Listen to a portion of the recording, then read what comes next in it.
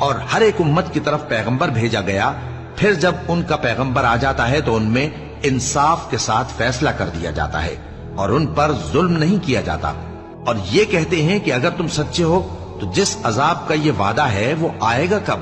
کہہ دو کہ میں تو اپنے نقصان اور فائدے کا بھی کچھ اختیار نہیں رکھتا مگر جو اللہ چاہے۔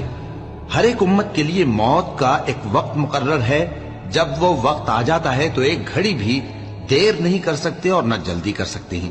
کہہ دو کہ بھلا دیکھو تو اگر اس کا عذاب تم پر ناگہاں آ جائے رات کو یا دن کو تو پھر گناہگار کس بات کی جلدی کرتے ہیں؟ کیا جب وہ آ واقع ہوگا تب اس پر ایمان لاؤ گے؟ اس وقت کہا جائے گا کیا اب ایمان لائے؟ اور اسی کے لیے تو تم جلدی مچایا کرتے تھے۔ پھر ظالم لوگوں سے کہا جائے گا کہ عذاب دائمی کا مزہ چکھو، اب تم انہی اعمال کا بدلہ پاؤ گے جو دنیا میں کرتے رہے۔